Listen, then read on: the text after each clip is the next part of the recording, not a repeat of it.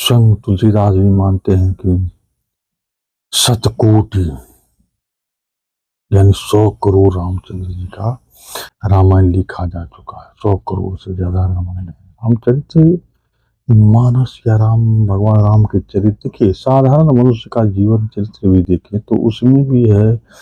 जब 100 वर्ष के का जीवन में, 50 वर्ष के जीवन में, 60 वर्ष के जीवन में कई कार्य जो कर लेता है। कोई साधारण मानव भी बहुत से बहुत कार्य कर लेते हैं, लेकिन जहाँ भगवान स्वयं चतुर्भुज हैं, अवतार लिए हैं और संसार के काम को, संसार के दुख को नाश करने के लिए, मनुष्य के सुख संबंध, संसार के प्राणियों पर दया करने के लिए प्रकट हुए हैं। संसारिक मनुष्यों के जो दुख है उनको दूर करने के लिए प्रकट हुए हैं।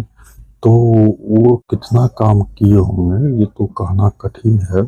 और रामायण में कई तरह के रामायण अभी भी उपलब्ध है हमारे हिंदुस्तान भारतवर्ष में, जहाँ जिसे लोग श्रद्धालु पढ़ते सुनते और उनसे लाभान्वित हो रहे हैं, इसमें कोई संदेह नहीं। लेकिन कई रहस्य जो है अभी भी गुप्त है, कहीं कहीं जाकर सुनने को मिलता है, बड़ा कठिन से मिलता है। रामायण का आज हम एक चरित्र जो आपको सुनाने वाले हैं, यह लोक गाथा है। यह कोई पौराणिक गाथा नहीं, लोक गाथा है। पुराने जमाने में जो गांव घर में, देहातों में जो लोग होते थे, वो इस तरह के लोग होते थे कि अपना खिस्सा पिहानी करके अपना जीवन यापन करते थे। केवल लोगों के साथ, उन्हीं के मुख से हम ये किस्सा सुने थे, जो कि हमें बड़ा प्रिय लगा है और आपको भी यह प्रिय लगेगा। इसमें भगवत प्राप्ति की, राम भक्ति की बड़ा ही दिव्य महिमा का चित्रण किया गया है, स्पष्ट बताया गया है। किसी भी तरह से आप भगवान की कृपा प्राप्त कर सकते हैं, इसमें कोई संदेह नहीं है। अब यह कथा क्या है, यह कहानी जो है 3 ब्राह्मणों की कहानी है। 3 ब्राह्मण भाइयों की कहानी है। पूर्व काल में, बहुत पहले के जमाने में, किसी राज्य में, किसी राज्य के एक गांव में एक परिवार के 3 भाई आप में रहते थे। 3 भाई थे, ब्राह्मण थे, 3 भाई थे और तीनों भाई जो पढ़े लिखे नहीं थे, मूर्ख गंवार थे। लेकिन शादी तो सबका होता है, मूर्ख रहे पढ़े लिखे रहे या जिस तरह का सबका शादी या हो जाता है, जीवन यापन गृहस्थ आश्रम तो सबको चलाना पड़ता है। तो सभी तीनों भाई शादीशुदा थे और ब्राह्मण थे। गरीब तो होना स्वाभाविक ही था, नाजायज कर्म कर नहीं सकते थे, जायज कर्म करने के लिए कुछ था नहीं, अज्ञानता भी थी, जिसके कारण गृहस्थ आश्रम बड़ा पहाड़ लगता था। तो उसी समय, लेकिन यह जो अवस्था होता है, ब्राह्मणों का जो जीवन होता है, शास्त्रों के मुताबिक यह जो है पूर्व जन्म के तपस्या का फल है। जो पूर्व जन्म में लोग लगे रहते हैं, वो तपस्या करते हैं, तो उनका यह अंतिम शरीर ब्राह्मण शरीर होता है। इसमें कुछ कमी जो रह जाती है, उसको यहाँ आकर के मनुष्य उस सत्कर्म को करके वह शुद्ध होकर के, उनका अंतःकरण, मन, बुद्धि, चित्त, अहंकार को वह शुद्ध करके, परिपक्व करके ईश्वर का साक्षात्कार सानिध्य प्राप्त कर लेता है। यानी पुनर्जन्म फिर उसका नहीं होता है, यह अंतिम शरीर है। तो यहाँ आकर, जहाँ जो आ गया तो कुछ न कुछ तो करेगा ही, अगर थोड़ा सा भी माहौल बन जाए तो। इसलिए यहाँ क्या हुआ, इन लोगों का बड़ा कठिन गृहस्थाश्रम था। सभी जो कार्य था, वो जो कार्य का था, ब्राह्मणों का जो कार्य था, उस कार्य के लिए इन्हें शिक्षा मिली ही नहीं थी, बड़ा मुश्किल था। तो करे क्या, सभी कार्य कर भी नहीं सकते, समाज के अनुसार लोगों को जीना पड़ता है। तो उस राज्य में क्या हुआ, एक बार राजा ने कहा कि कोई व्यक्ति जो डेली रामायण पढ़े, उसको घर पर रामायण, उसके लिए जो पूर्ण व्यवस्था थी कि राजा खर्चा पानी देता था और राजा धर्मात्मा था, तो वो कर दिया कि जो प्रतिदिन रामायण पढ़ेगा उसका खाना पीने, कपड़ा लत्ता, रहने का सारा व्यवस्था राज सरकार की तरफ से होगा, राजा की तरफ से होगा। लेकिन ये लोग तो, सवाल था कि ये लोग तो पढ़े लिखे थे नहीं, तो फिर किस तरह से राजा का राज लाभ देख सकता है, मुश्किल है। तो इनकी पत्नी ने कहा, अरे इतना समय, ऐसा समय हो गया है, आप लोग क्या जानते हैं, देखिए तो अब तो ऐसा समय हो गया कि राजा के यहाँ जाइए और वहाँ कहिए कि हम रामायण डेली पढ़ेंगे, तो आपको सब कुछ देगा। फिर आप आगे रामायण पढ़िए, लेकिन पढ़िए तो पढ़िए किस बड़ा है, फिर भी आपकी पत्नी के जिद के आगे तो मनुष्य जो है तो लाचार हो जाता है। बड़ा भाई किसी तरह से अपना धोती कुर्ता पहन के चंदन टीका लगा कर चली गई। राजा देखा तो कहा ठीक है कोई बात नहीं। कहा कि राजा ने तुरंत एक रामायण, बहुत बड़ा रामायण पुस्तक दिया और उनको 1 साल का खर्चा दे करके सिपाही को कहा इनके घर पर सो दो। और कहा कि देखो हम देखिए पंडित जी, हम आप जाके डेली रामायण पढ़िए, और कभी जब हमारा कभी मन होगा तो हम आपको से कुछ पूछताछ करेंगे, बताएंगे, आप फिर हमें कुछ बताइए, आपको जानकारी रहेगा तभी ना आप हमें बताइएगा। तो जाकर रामायण आराम से पढ़िए और जब किसी चीज का जरूरत हो तो मंगा लीजिए। बेचारा अपना पूरा साल भर का खर्चा उर्चा लेकर के चले आए, यहाँ पर बैठ करके आराम से जो है तो खाना पीना सब चलने लगा बैठ करके। अब उनको ये चिंता रहता था कि भाई हम करे तो करे क्या, रामायण पढ़ने के लिए आता है, राजा पूछ रहा तुम क्या करें, अब ये धुन में राज तक खाता पीता सब कुछ बड़ा बढ़िया था, सब कुछ मिल गया, लेकिन पढ़ने के लिए नहीं।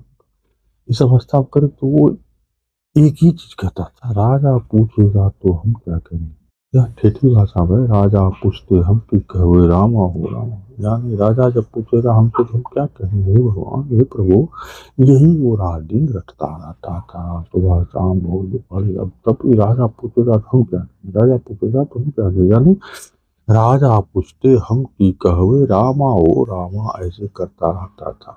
ठीक है, उसका जब देखा खाना पीना के बाद सब मतलब उसके छोटा भाई का पति भी अपने पति को डांटा फटकारना शुरू कर दिया। उल्लाह देखिए भाई साहब गए, कितना सामान लेके आए, साल भर मजे में रहे, आप यहाँ बैठे हैं, हम बकरे लेंगे हैं, मूर्ख हैं, हमारा है क्या, आपको इतना भी नहीं है कि भाई जो कर रहा है जो देख रहे वो भी कर, आप भी गए तो उसको भी तैयार करके भेज दिया, चला गया, गया अपनी जगह पर राजा के पास गया। राजा कहा कि फिर उसको भी एक पुस्तक दिया और खूब सामग्री साल भर का खर्चा पानी देकर सिपाही को लेकर भेज दिया, कहा जाइए खूब पढ़िए और कभी कभार हमको भी बताइएगा, जब हम पूछेंगे बुलाएंगे आइएगा, किसी भी चीज का दिक्कत हो तो आप मंगा लीजिए।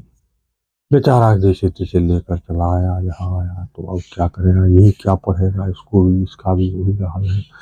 तो ये पढ़ता था, जो गति तोरा सो गति मोरा रामा हो रामा, यानी जो आप जो भाई का आपका गति होगा वही मेरा हो। कहने का मतलब राजा को जब पता चले लोग पढ़ने के लिए नहीं आता, ये लोग हमें ठगता है तो हमारा तो वैसे भी सर्वनाश करेगा, मार ही देगा। तो जब भाई को के साथ जो होगा वो मेरे साथ ही होगा। तो उसको पता था जो गति तोरा तो गति मोरा रामा हो रामा। अब दो भाई अपना आराम से बैठ करके रामायण पढ़ रहा है। तीसरा भाई का पत्नी का देखिए आप तो सबसे गए ये दोनों भाई अब राजा की कृपा प्रसाद से कितना सुखी हो गया, घर में सब कुछ है, किसी की कमी नहीं है। आप यहाँ बैठ करके दबाते दे रहे भूखे मर क्या है उसी जिंदगी में, जाइए आप भी। खूब उसको हिम्मत दिया, हिम्मत देकर दिया तो बेचारा वो भी गया।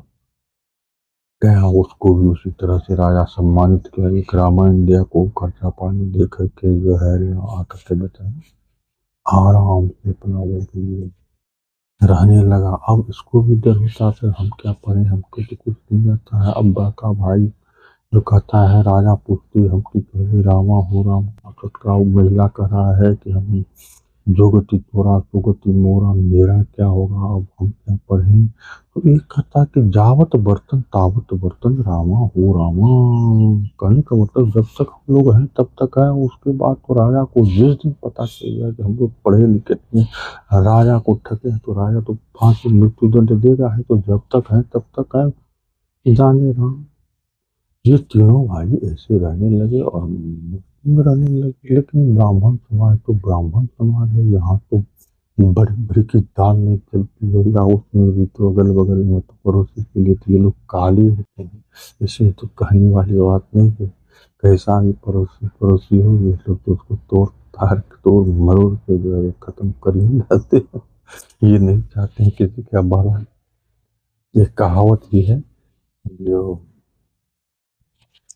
बांस का चास, बांस के निकट का चास और ब्राह्मण के निकट का वास, ये दो बड़ा खतरनाक होता है। इसलिए और भी एक कहावत है कि ब्राह्मण कुत्ता हाथी अपनी जात को खाती, ब्राह्मण, कुत्ता और हाथी अपनी जात के लिए काल की समान व्यवहार करते हैं।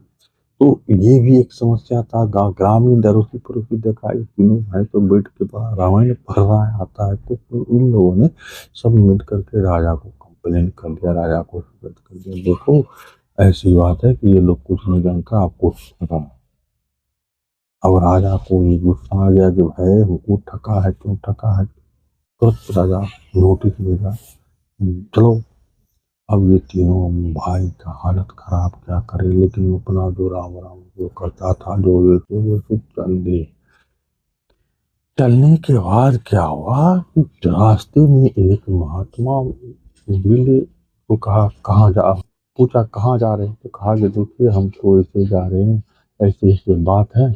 कहा कोई बात नहीं, हम भी उन्हीं के पास हैं, हमें भी परीक्षा देना है, चलो कोई बात नहीं, तुम लोग डरो मत, हम तुम्हारे साथ है, तुम्हारे सभी प्रश्नों का उत्तर हम राजा को देने। तीनों भगवान थोड़ा बल मिला, आश्वस्त हुआ, चला गया, वहां पर गया तो तीनों को हाजिर हुआ, बुलाया तो बड़े भाई को बुलाया, कहा क्या पढ़ा है अभी तक, बोलो।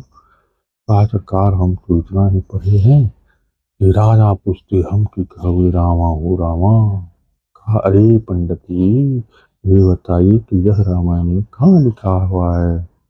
तो उनके जो सहयोगी थे, जो स्वयं श्री राम ही थे, वहां खड़ा हो गए कि सरकार मैं बताता हूँ ये कहाँ लिखा है।